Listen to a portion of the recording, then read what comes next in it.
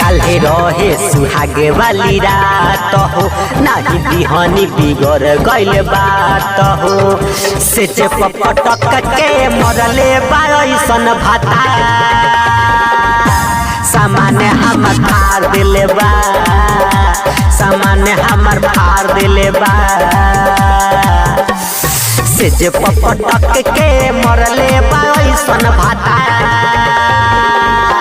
सामान्य हमर फाड़ दिले बा सामान्य हमर फाड़ दिले बा। Shiva recording studio सिलौड़ी।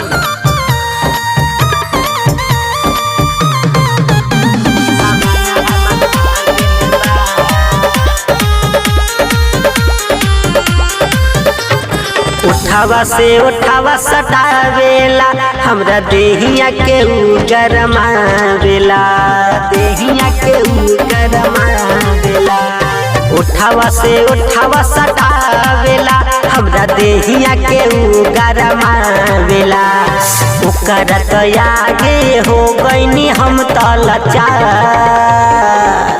सामान्य हमर फाड़ दिले बा सामान्य हमर फाड़ दिले बा सामान्य हमर फाड़ दिले बा।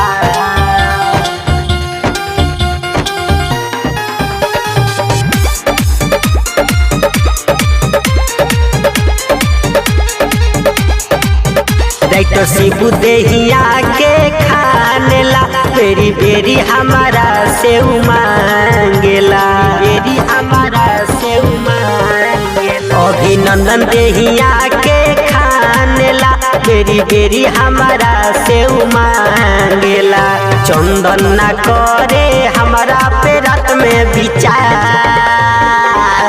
सामान्य हमर फाड़ दिले बा सामान्य हमर फाड़ दिले बा। काल्हे रहे सुहागे वाली रात हो नाही बिहानी बिगड़ गइल बात हो से पटक के मरले बाइसन भाता सामान्य हमर फाड़ दिले बा सामान्य हमर फाड़ दिले बा से पटक के मरले बाइसन भाता सामान्य हमर फाड़ दिले बा सामान्य हमर फाड़ दिले बा। जवानी में खखुआ गइल बा।